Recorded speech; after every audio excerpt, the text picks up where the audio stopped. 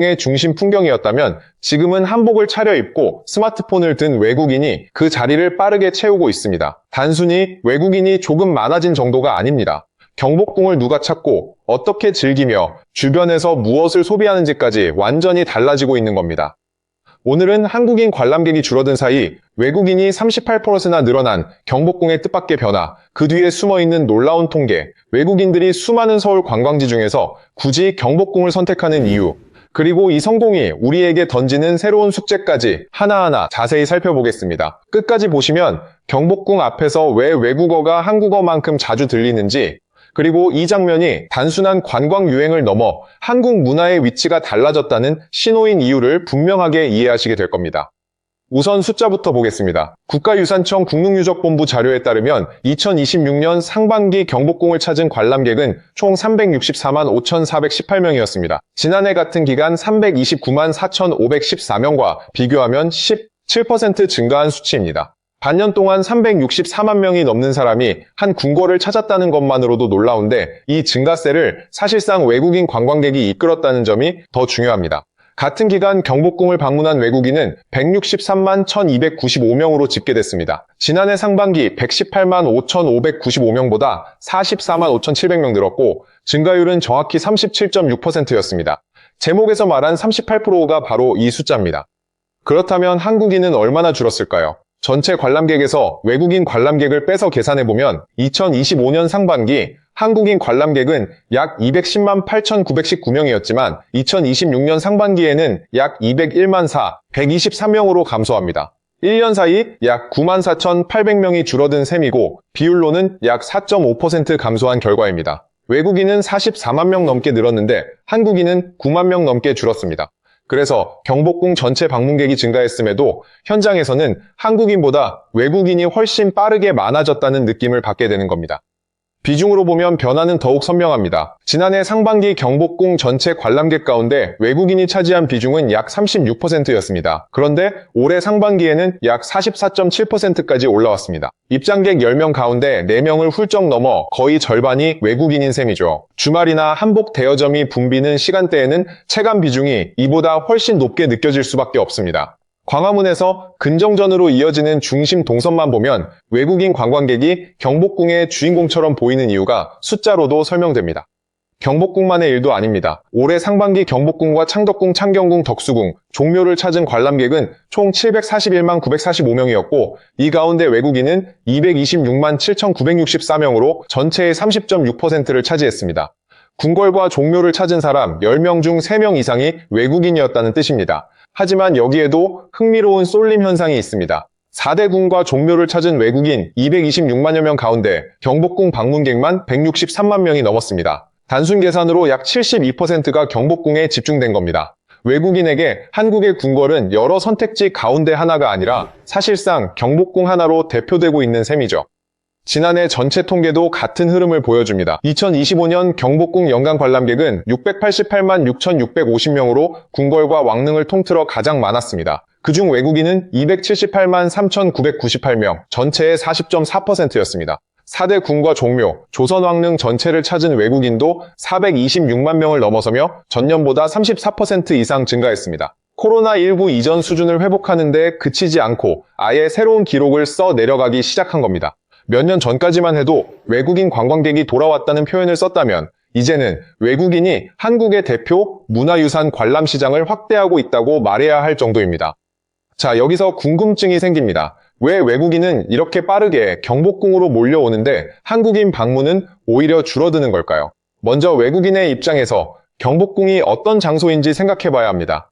한국인에게 경복궁은 교과서에서 배운 곳이고 수학여행이나 가족 나들이로 한 번쯤 가본 익숙한 공간입니다. 반면 외국인에게 경복궁은 화면 속에서만 보던 한국을 실제로 만나는 첫 번째 무대입니다. 붉은 기둥과 푸른 단청, 넓은 돌마당, 북악산을 등의 진근정전의 풍경은 그들에게 한국이라는 나라를 가장 짧은 시간 안에 설명해주는 강력한 이미지입니다. 서울에는 높은 빌딩도 많고 대형 쇼핑몰도 많습니다. 하지만 그런 시설은 뉴욕과 도쿄, 싱가포르, 상하이에서도 볼 수 있습니다. 경복궁처럼 600년 전 왕조의 중심 공간이 현대도시의 한복판에 남아있고 궁궐 정문 밖으로 나오자마자 초고층 건물과 지하철, 카페와 미술관이 이어지는 풍경은 흔하지 않습니다. 외국인에게 경복궁은 과거만 보는 유적지가 아니라 전통과 현대가 한 프레임에 들어오는 서울만의 장면입니다. 광화문 뒤로 북악산이 보이고 한복을 입은 사람이 스마트폰으로 영상을 촬영하는 모습 자체가 그들이 기대한 한국 여행의 완성된 한 컷이 되는 것이죠.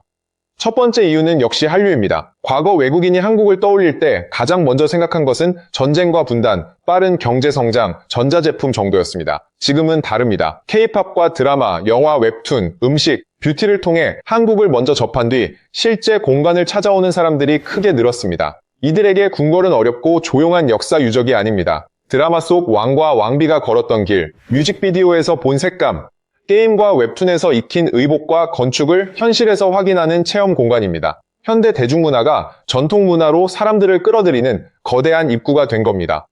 올해 경복궁 앞 광화문 일대가 세계적으로 다시 주목받은 배경에도 K-팝의 힘이 있었습니다. 대형 공연과 문화행사가 열릴 때마다 광화문과 경복궁의 영상은 해외 뉴스와 소셜미디어를 통해 순식간에 퍼집니다. 무대 위 가수를 보러 온 팬이 공연, 다음날 한복을 빌려 경복궁을 찾고 그 사진을 다시 자신의 나라에 공유합니다. 그러면 그 게시물을 본 친구가 다음 여행 일정에 경복궁을 넣습니다. 콘텐츠가 관광을 만들고 관광객의 사진이 다시 새로운 콘텐츠가 되는 선순환이 반복되는 것이죠. 두 번째 이유는 한복 체험입니다. 사실 경복궁의 외국인 증가를 설명할 때 한복을 빼놓을 수 없습니다. 국가유산청은 전통 한복이나 생활 한복을 제대로 갖춰 입은 내외국인에게 궁궐 무료 관람 혜택을 제공합니다.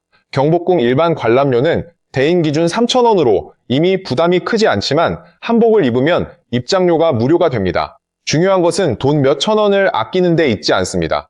한복을 입는 순간 관람객이 구경하는 사람에서 이야기 속 인물로 바뀐다는 점입니다. 외국인 관광객은 단순히 근정전을 바라보는 데 그치지 않습니다. 치마와 저고리의 색을 고르고 머리 장식을 고르고 가시나 도포를 선택한 뒤 친구와 역할을 나눕니다. 누군가는 왕이 되고 누군가는 선비가 되고 누군가는 왕비의 모습을 연출합니다. 궁궐에 입장하기도 전에 대여점에서부터 하나의 체험이 시작되는 겁니다. 그리고 경복궁의 돌담과 단청은 그 체험을 완성하는 거대한 촬영 세트처럼 작동합니다. 입장권 한 장을 사고 건물을 보는 전통적인 관광보다 훨씬 오래 머물고 훨씬 많은 사진을 찍고 훨씬 적극적으로 기억을 남기게 됩니다.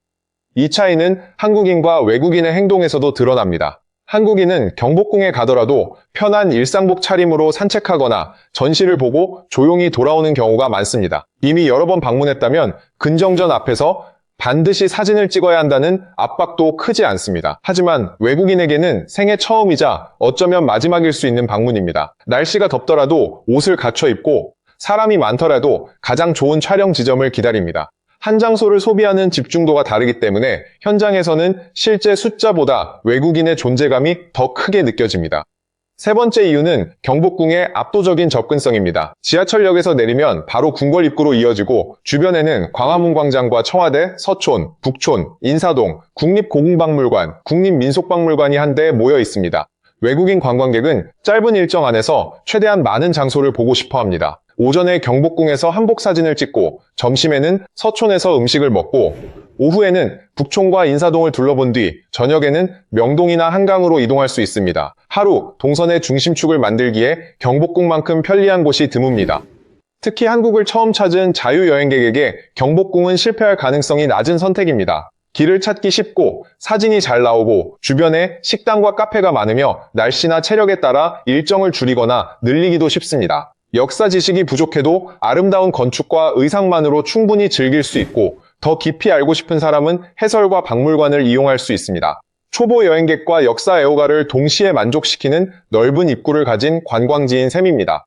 네 번째 이유는 가격 대비 경험의 크기입니다. 세계 주요 도시의 대표 유적이나 박물관 가운데 입장료가 수만 원에 이르는 곳도 적지 않습니다. 경복궁은 일반 관람료가 3,000원이고 한복을 입으면 무료로 들어갈 수 있습니다.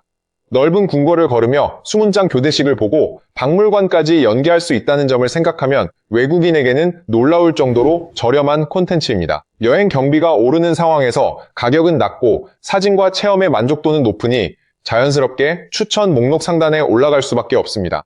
다섯 번째 이유는 소셜미디어에 최적화된 공간이라는 점입니다. 경복궁은 어디에서 찍어도 한국임을 즉시 알아볼 수 있습니다. 붉은 기둥과 청록색 단청, 넓게 반복되는 회랑, 연못 위의 경회루, 산과 지붕이 겹쳐지는 향원정은 짧은 영상에서도 정체성이 분명합니다. 여기에 한복의 강한 색이 더해지면 작은 스마트폰 화면에서도 시선을 붙잡습니다.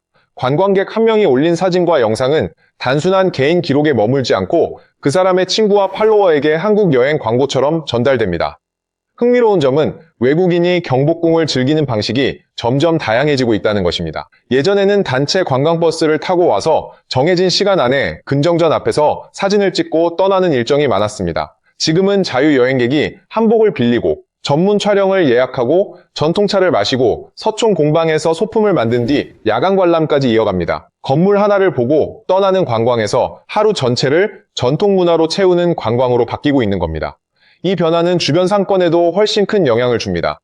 경복궁역과 안국역 주변 한복 대여점에는 영어와 중국어, 일본어 안내가 기본처럼 붙어 있습니다. 직원들은 관광객의 체형과 취향에 맞춰 옷을 추천하고 머리 손질과 장신구 선택까지 도와줍니다. 사진관과 메이크업숍, 짐 보관 서비스, 외국어 해설 투어도 함께 늘어났습니다. 궁궐을 중심으로 하나의 체험 산업이 형성된 것이죠. 외국인 한 명이 경복궁 입장료로 쓰는 돈은 적을지 몰라도 한복 촬영, 식사, 카페, 기념품, 교통비를 합치면 주변 지역에 남기는 소비는 훨씬 커집니다.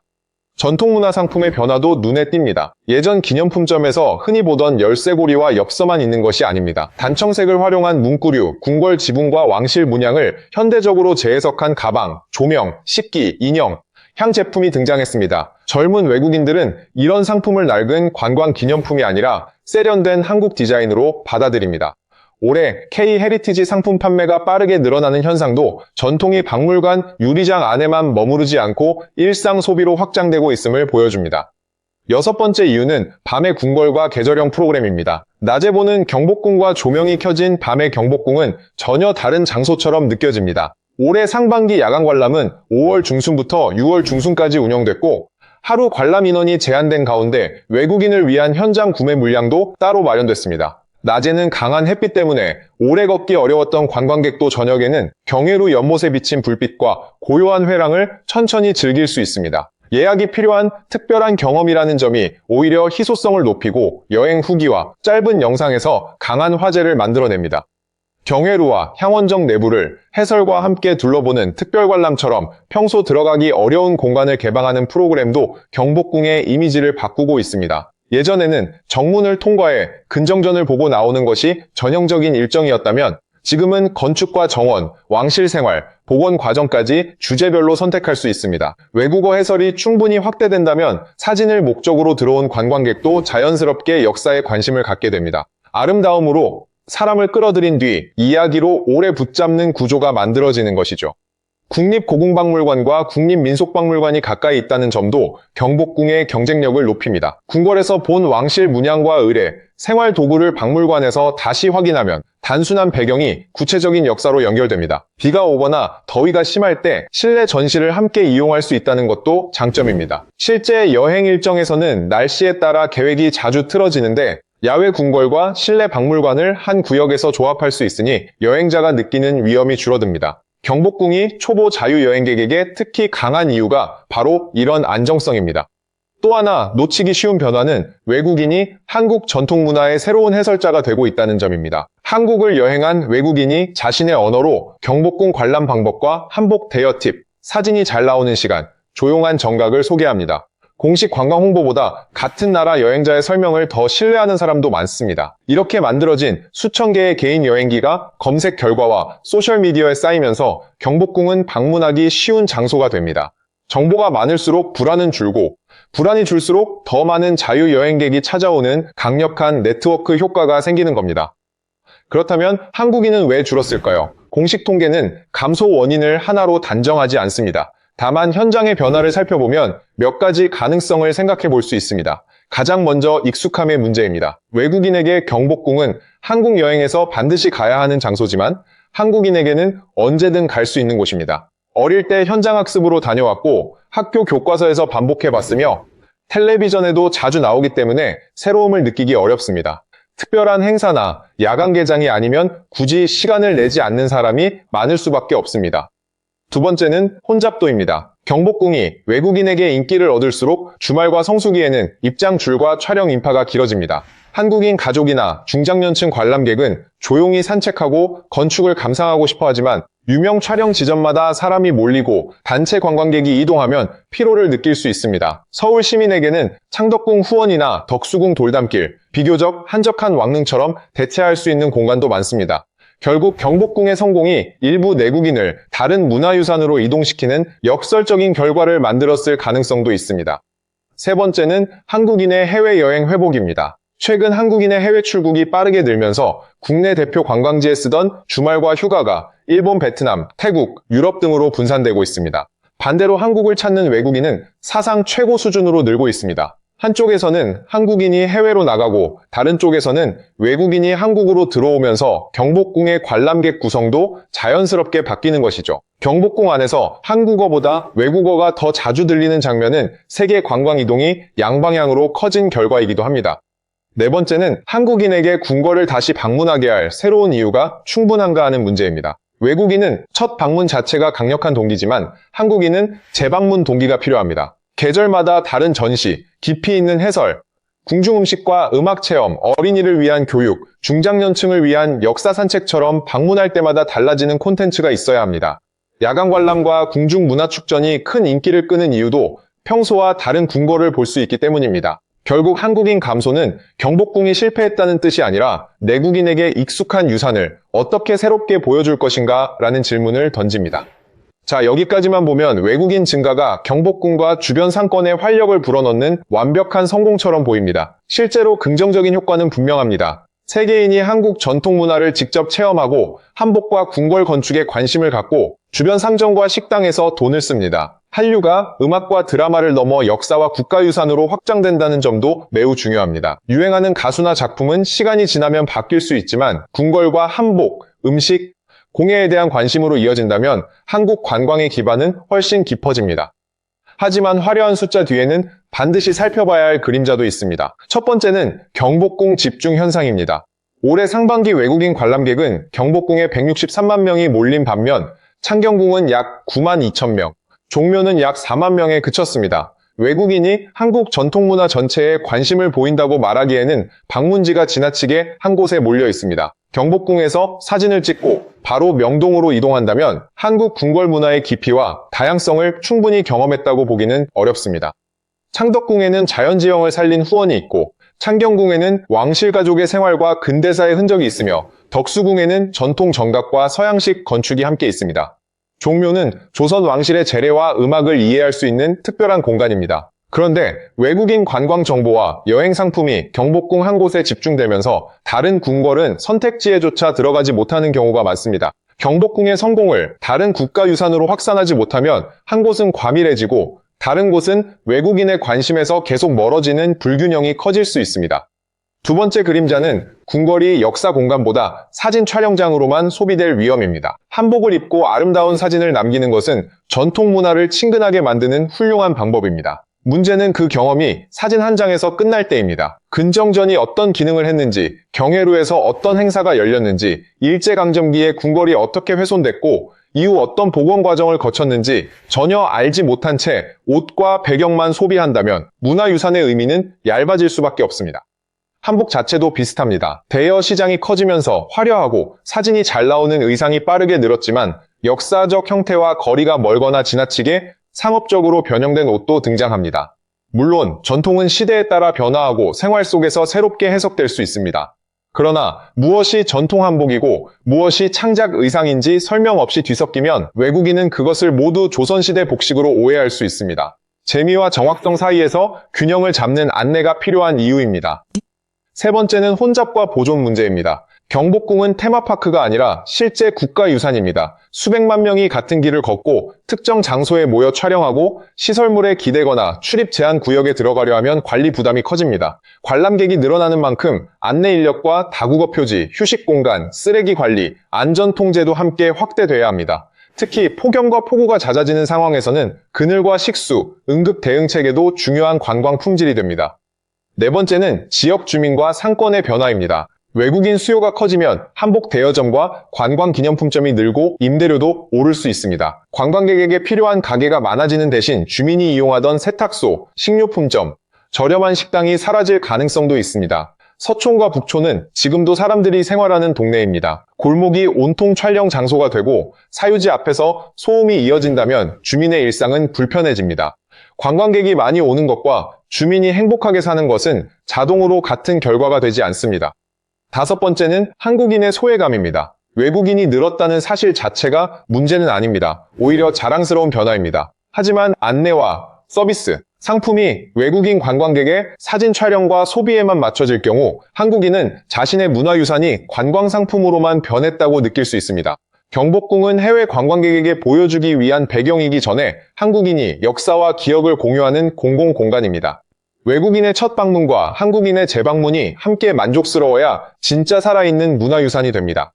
그렇다면 앞으로 무엇을 해야 할까요? 첫 번째 과제는 외국인 관람객을 경복궁 밖으로 분산시키는 것입니다. 경복궁 입장권이나 관광패스와 창덕궁, 창경궁, 종묘 프로그램을 연결하고 여러 궁궐을 방문할수록 더 깊은 이야기가 완성되도록 동선을 설계할 필요가 있습니다. 왕의 공식 공간은 경복궁, 자연과 건축에 좋아하는 창덕궁, 왕실 가족의 삶은 창경궁, 대한제국과 근대는 덕수궁, 왕실 재래는 종묘라는 식으로 각각의 차이를 분명하게 알려야 합니다.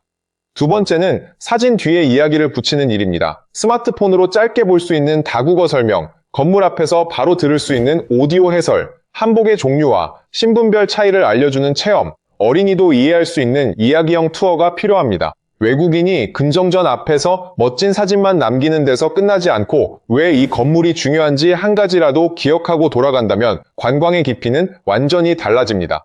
사진은 관심을 끄는 입구가 되고 역사는 오래 남는 내용이 되어야 합니다.